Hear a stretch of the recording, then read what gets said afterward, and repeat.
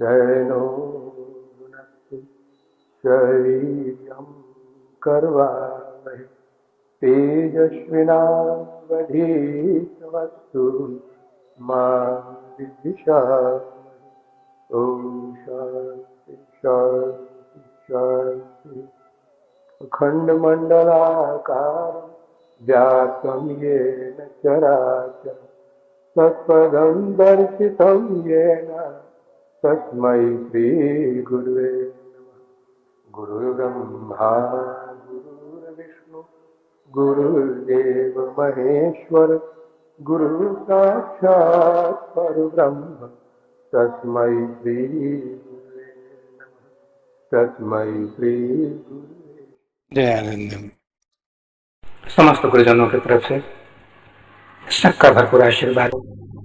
पिछली एकादशी को हम लोगों ने जीवन दर्शन के उन तत्वों को हमने छुआ था जो बहुत जरूरी है जीवन में। इनको नए सिरे से सोचने की आवश्यकता है कि थोड़ा सा बदलाव अपने आध्यात्मिक जीवन में ला सके। यही था उद्देश्य जीवन दर्शन का। आइए आज से हम लोग शुरू करते हैं युग चतुष्टय। युग चतुष्टय में 4 प्रकार के युगों का वर्णन है। इसमें पहला है मंत्र योग, दूसरा है हठ योग, तीसरा लय योग है और चौथा है राजयोग। हम लोग राजयोग के पथिक हैं। हमारे गुरुजन सभी राजयोग से ही आए हैं, लेकिन इसके पहले बाकी 3 योगों को भी जानना जरूरी। अब युग का माने तो जानते ही हैं, युज धातु से है, यानी ईश्वर से एकाकार स्थिति को प्राप्त होना ही योग है। तो योग मार्ग में जैसा लोगों ने समझा है कि योग मार्ग कठिन होता है, इसलिए कि इसमें जो साधना होती है वो जन साधारण के लिए नहीं होती है। लेकिन साधा प्रेम ऐसा कहने वाले सिर्फ वही लोग हैं जो युग की चीजों को थोड़ा सा आगे बढ़ते ही पीछे लौट जाते हैं। हमने योग में तो उपासना को भी जोड़ा है।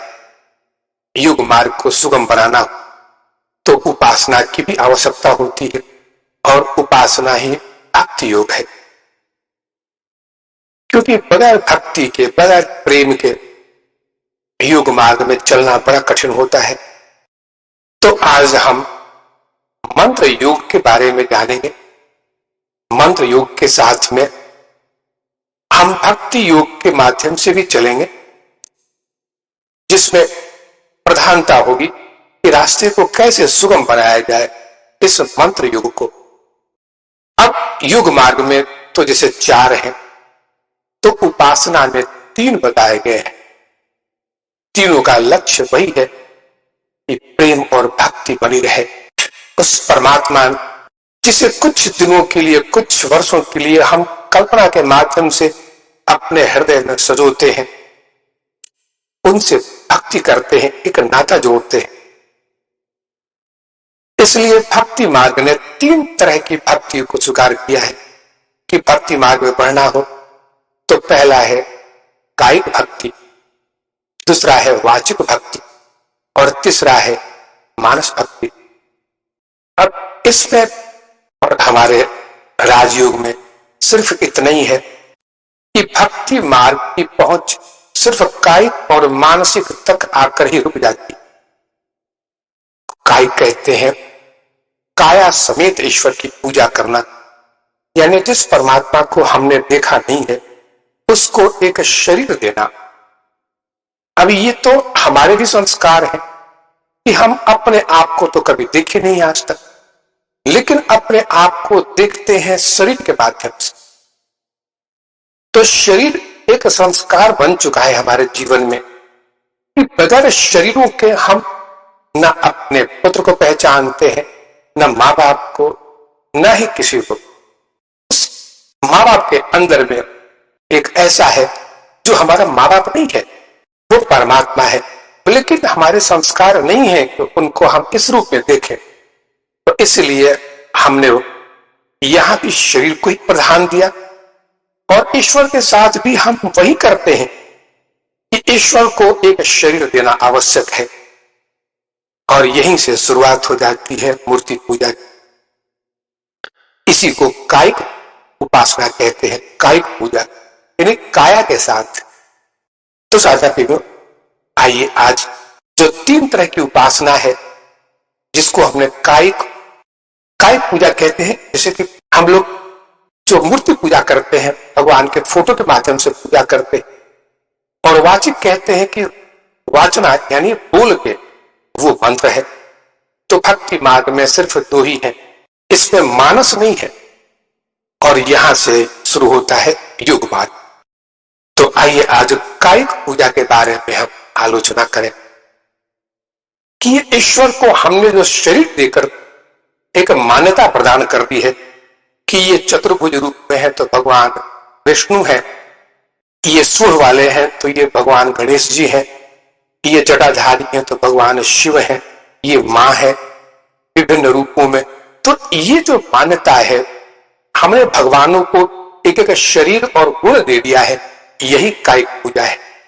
तो कहा गया है प्रथम जो है वो प्रतिमा पूजा होती है, जप और स्तोत्र के माध्यम से जो पूजा होती है वो मध्यम है, और उत्तम मानसिक पूजा, मानस पूजा को उत्तम कहा गया है।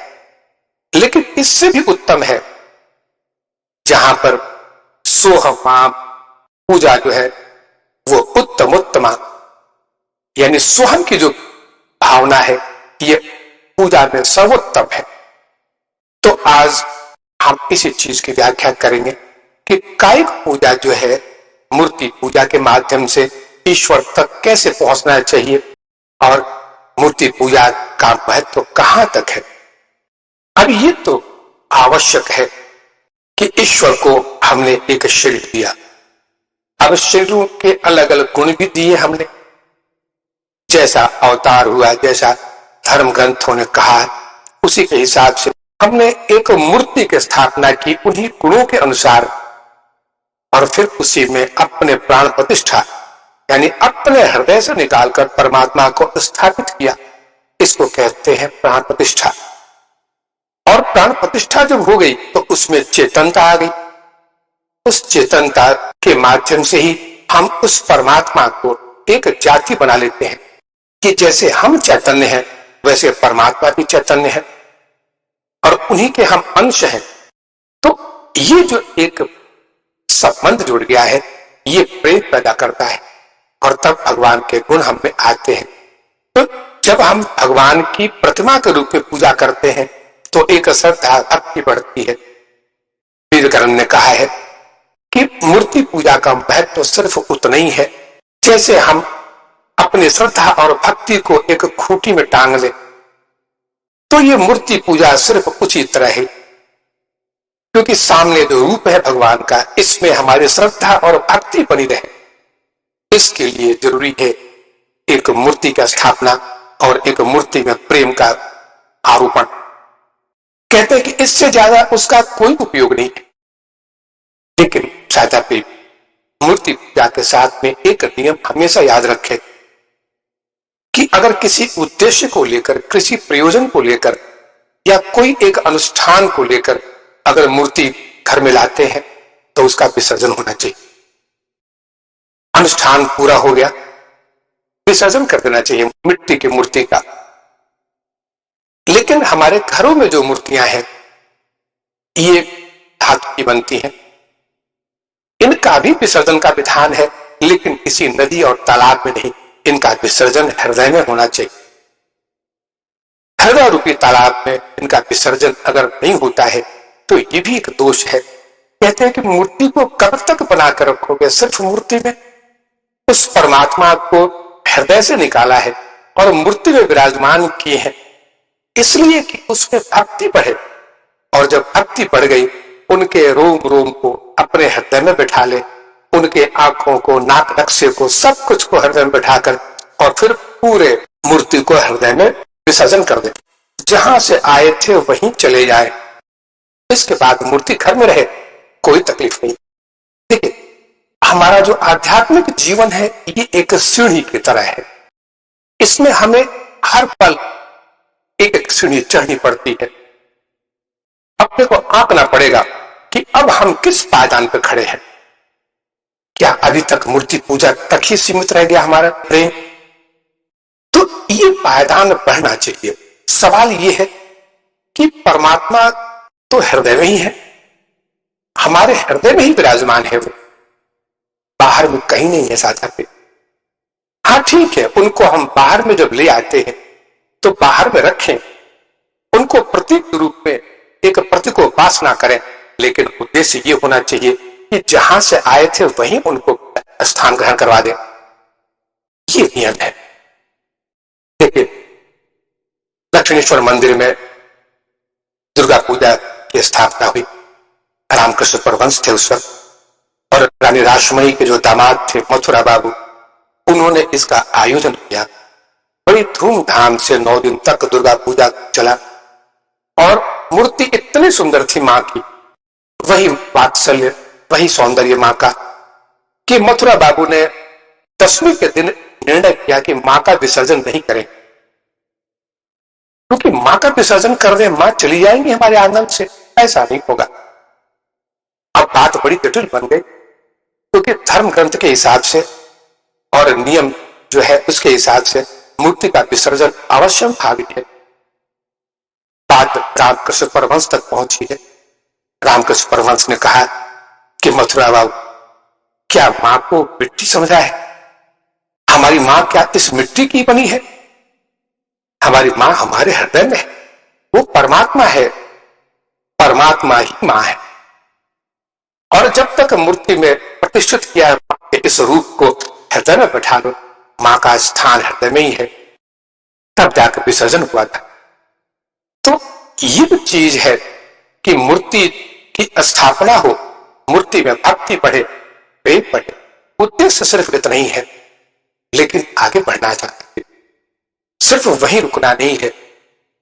और जिस दिन कायिक पूजा का उद्देश्य पूरा हो गया, कायिक पूजा का उद्देश्य ये हो गया कि हमने काया में भगवान को प्रतिष्ठित किया अपने हृदय से निकालकर, और फिर भगवान का वो रूप जिसमें हमने प्रतिष्ठित किया था मूर्ति का वो रूप, वो हमारे हृदय में चित्त पर एकदम पूरी तरह स्थापित हो जाए, चित्त पर अंकित हो जाए।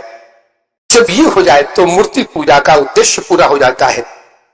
लेकिन इसका माने ये नहीं है कि मूर्ति पूजा फिर छोड़ दे, मूर्ति पूजा चलती रहनी चाहिए।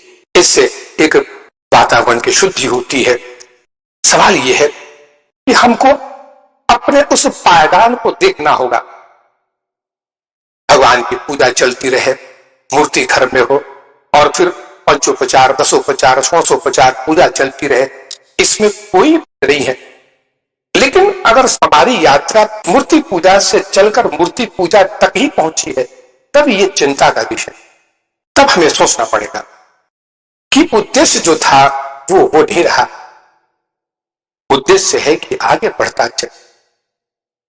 परमात्मा हृदय में थे, निकालकर मूर्ति में रखा, तो उनको हृदय में आ जाना चाहिए, और फिर मूर्ति रहे घर में,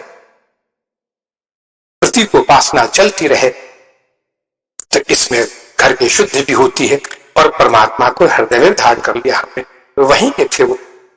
तो ये भाव हमेशा होना चाहिए। नियम ये है कि 1 साल के अंदर में प्रत्येक मूर्ति जो पूजा घर में है उसके रूप सौंदर्य को चित्त में बैठा लेना चाहिए, क्योंकि आंख बंद करते ही वो रूप सामने आ जाए, ईश्वर का, मां का, फिर वहां पूजा हो, क्योंकि वहां वही है वो, तब दोनों मान्यताएं अपनी जगह स्थिर हो जाती। देखिए, ईश्वर को हम शरीर तो दे देते हैं। अब वेदों ने कहा है कि देहो देवालय, ये जो शरीर है ये देवालय है, ये एक मंदिर है।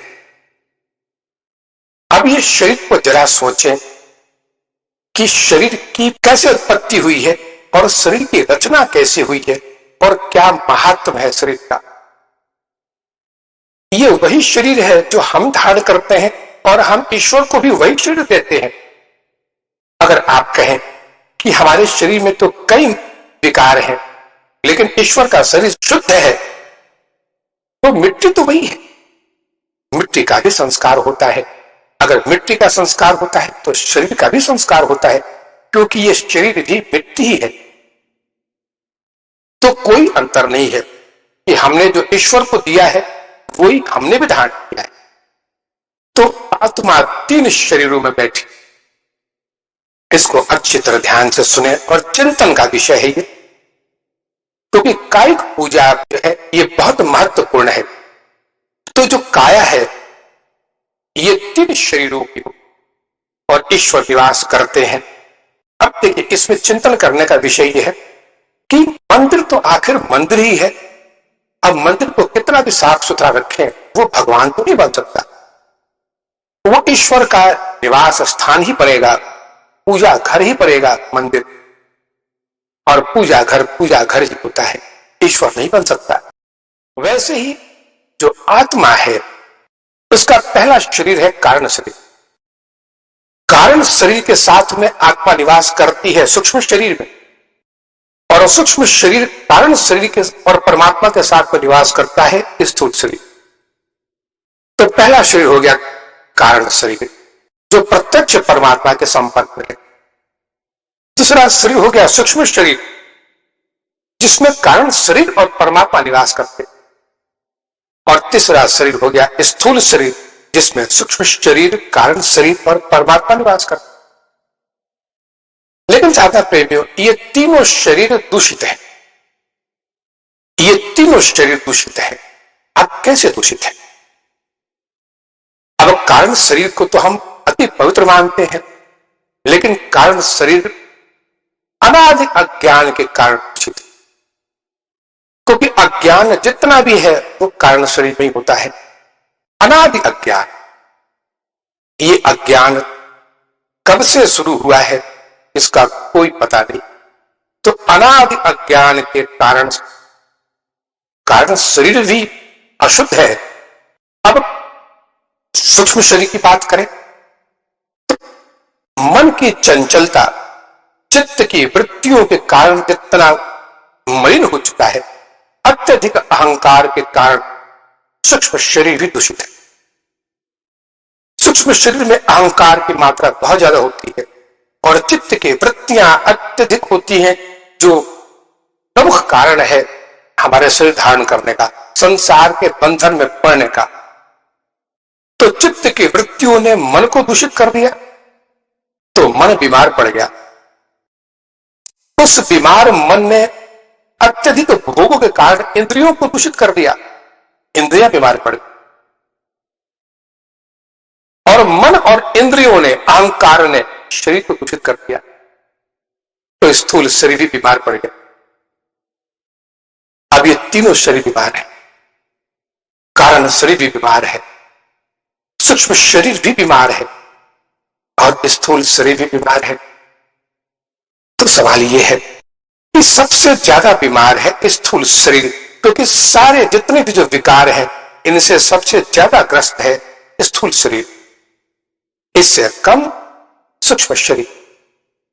तो कहा गया है कि जब बीमार हो कोई व्यक्ति तो उसे किसी नर्सिंग होम में ले जाओ, डॉक्टर के पास ले जाओ, इलाज करवाओ उसका, क्योंकि कारण शरीर उत्पत्ति स्थान है जहां से सूक्ष्म शरीर और स्थूल शरीर निकल के आए हैं बाहर। तो जब भी सूक्ष्म शरीर और स्थूल शरीर बीमार हो तो कारण शरीर में इनको भर्ती कर दिया जाए, और वहां पर एक ही डॉक्टर है, ईश्वर परमात्मा, इनके देख रेख में इन दोनों शरीरों को छोड़ दे, हमेशा के लिए छोड़। ये जो 2 शरीर हैं ये अपनी सारी बीमारियों को भूल जाए वहां पहुंचकर, क्योंकि परमात्मा का निवास है कारण शरीर, वहां के वही डॉक्टर है। अब सादा पीठ लो, अगर ऐसा जीवन में अभ्यास हो जाए कि स्थूल जो हम अनुभव करते हैं बाहर में, सूक्ष्म की सत्ता को हमने बाहर में जो रखा हुआ है, इसको कारण शरीर में ही लय रहने दें, तब ये दोनों शरीर कभी बीमार नहीं पड़े।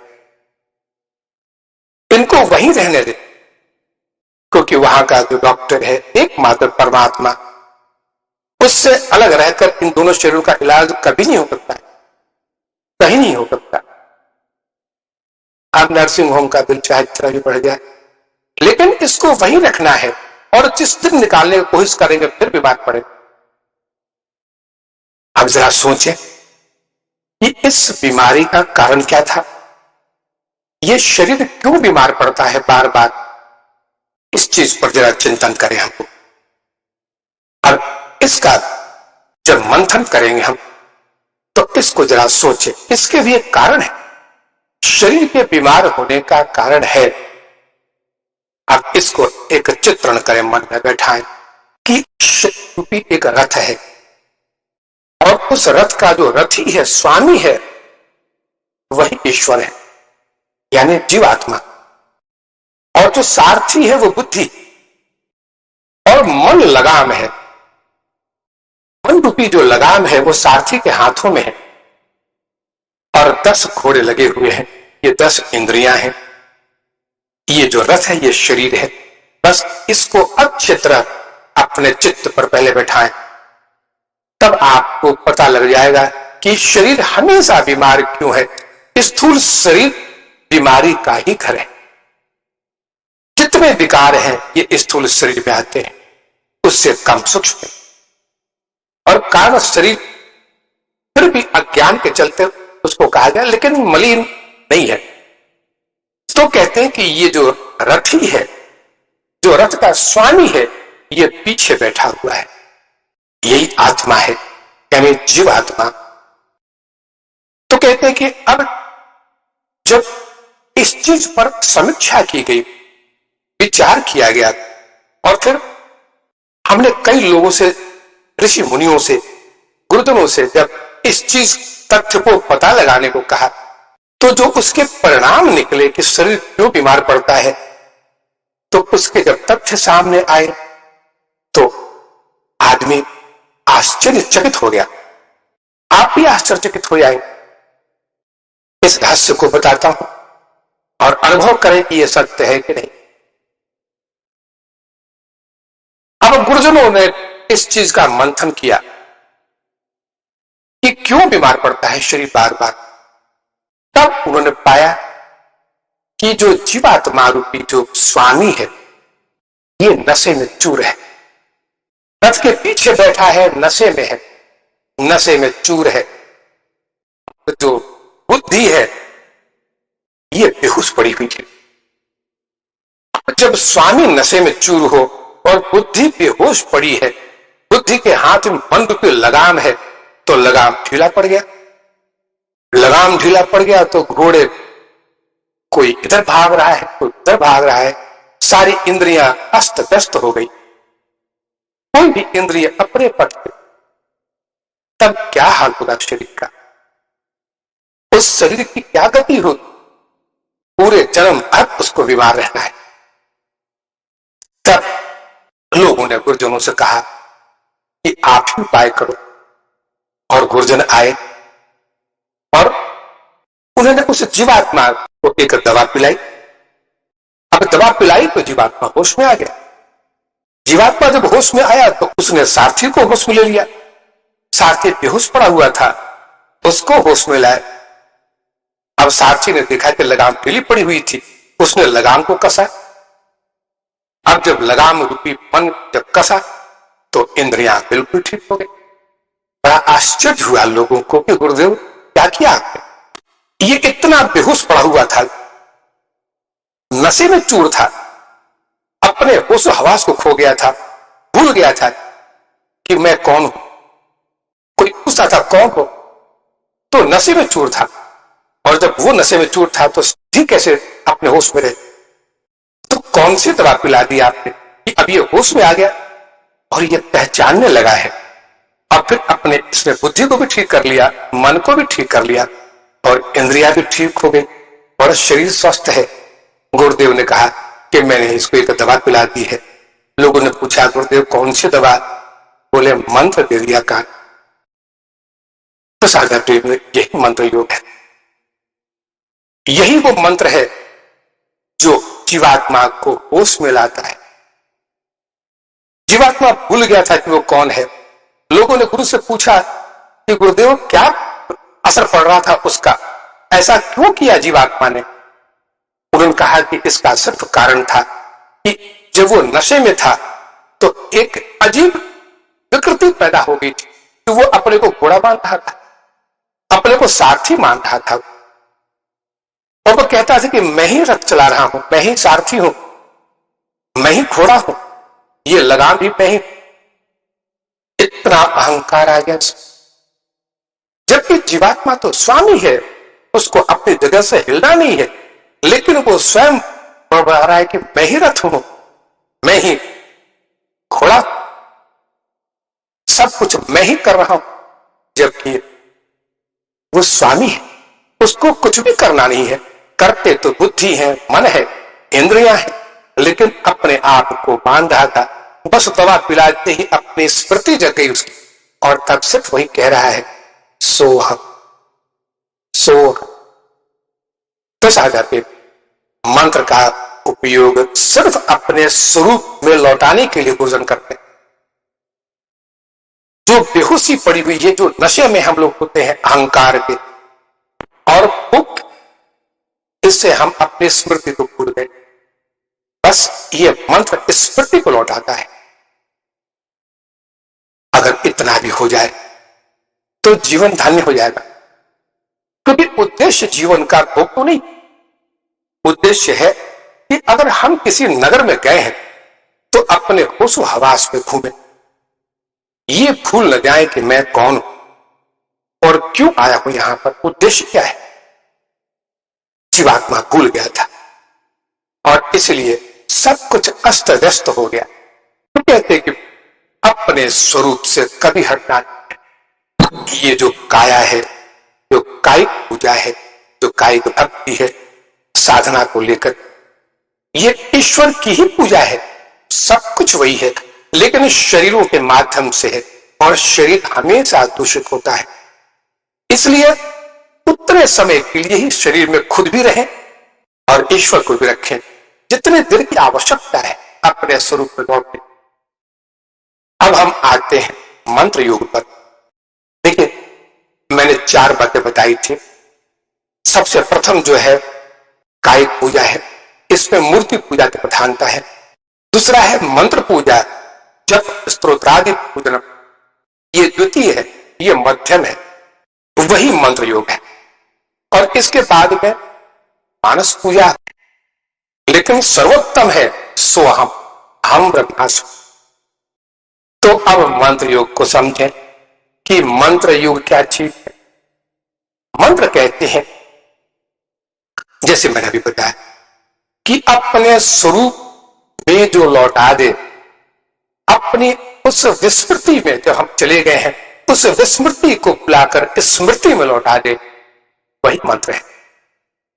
अब ये मंत्र पहले ईश्वर के रूप से शुरू होता है।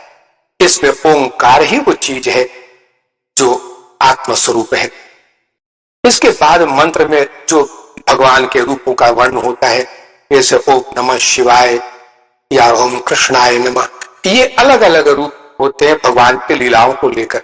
लेकिन इन सब का तात्पर्य ये है कि कृष्ण रूप का जो शरीर है वो कृष्ण की तरह नहीं है, वो है लीला का शरीर और दिव्य है, लेकिन फिर भी वो नाशवान है। इसलिए वास्तव में जो कृष्ण तत्व है वही परमात्मा है, उसको पहचानना चाहिए, और वही ओंकार है, वही शिव है, वही मां है, वही राम है। तो मंत्र के साथ में पहला चीज ये होता है कि मंत्र का करें तो तद जपस तदर्थ भावना, कि जिसका मंत्र चले उसकी भावना होनी चाहिए। 3 चीजें होनी चाहिए। अगर मंत्र मिल गया है गुरु से तो 2 बातों को हमेशा साथ रखें मंत्र के अलावा, कि मंत्र जाप होना चाहिए श्रवण के माध्यम से, मानस श्रवण, यानी हम पहले बैखरी पानी से इस मंत्र को या तो बोल कर शुरू करें, कुछ महीनों बाद में उपांशु में चले जाएं, और फिर मानस में चले आए। तो अगर जैसे कि हम बोल के करते हैं इस चीज को, ये अगर विधि है तो इसको मानस रूप में स्वीकार कर ले कि इस तरह हम बोल रहे थे।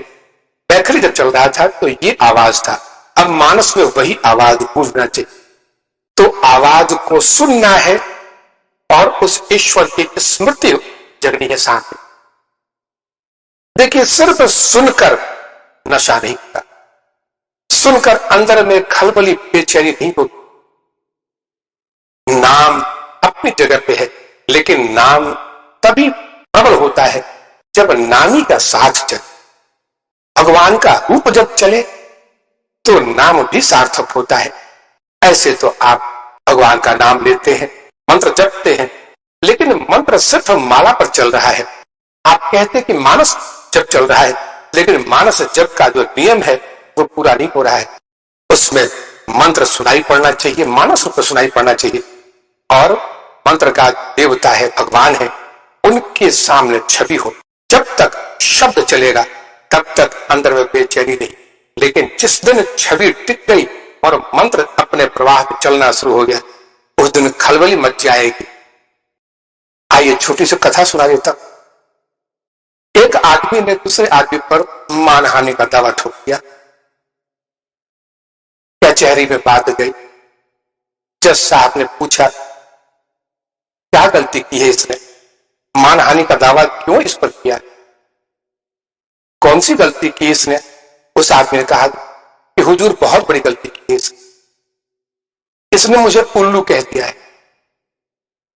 जज साहब ने पूछा, उल्लू कह दिया है, कितने दिन पहले की बात? उसने कहा 2 वर्ष हो गए। जज साहब ने कहा, कहते 2 वर्ष हो गए और तुमको फरियाद की याद अब आई है? 2 वर्ष पहले क्यों नहीं आया? बोले, कैसे आता है हुजूर, जिस जानवर की इसने मुझसे कहा था उल्लू, उसको आज तक हमने देखा ही नहीं था। अब परसों को देखा है और तब से खलबली मची, तब से खलबली मची हुई है अंदर में कि इसके साथ इसने मेरी तुलना कर दी और तब मैंने मानहानि का दावा कर दिया। तो पहले नहीं किया क्योंकि पहले रूप का पता नहीं था, सिर्फ शब्द चल रहा था, उल्लू उल्लू सब चल रहा था, तो खलबली नहीं मची। लेकिन जिस दिन उल्लू का दर्शन कर लिया उसने, उस दिन से खलबली मच गई।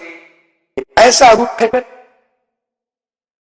साझा पीड़ो, आपके हृदय में खलबली नहीं मची है क्योंकि रूप टिका नहीं अभी। जिस दिन रूप टिक जाएगा उस दिन आप भी उसी परमात्मा पर मानहानि का दावा कर देंगे। निश्चित करें कि हे प्रभु, हम और तुम तो एक, कौन सी दूरी थी हमारे बीच में, फिर भी तुमने बिसरा दिया, इतनी दूर कर दिया मुझे। मैं तुम्हारा हूं, तुम मेरे हो, इसलिए मैं तुम्हारे स्वरूप को पहचान नहीं पाया। यही थी मेरी गलती। मैंने तुम्हारा नाम तो सुना था धर्म ग्रंथों में, लेकिन देखा नहीं था। मूर्ति में भी देखा तो उसमें भी स्मृति वो नहीं आई, बेचैनी पैदा नहीं हुई क्योंकि कायिक रूप में थी वो, वास्तविक स्वरूप को नहीं जाना। लेकिन जिस दिन जाना उस दिन सब कुछ। तो साधा पीड़ो, कायिक पूजा यथार्थ रूप में तभी काम करता है मंत्र जागृत हो जाए। मंत्र कायिक पूजा के बाद में वाचिक चलता है। जब ये वाचिक अपने स्वरूप में लौटता है तब अपने आप मानस जब शुरू हो जाएगा। जो भगवान का रूप चित्त पर टिक जाएगा, उसी को टिकाने के लिए मैंने कहा कि मूर्ति का विसर्जन हृदय रूपी सरोवर में हो जाना चाहिए, तब टिक जाएगा। नहीं तो खलबली नहीं मची है यानी नहीं टिका है।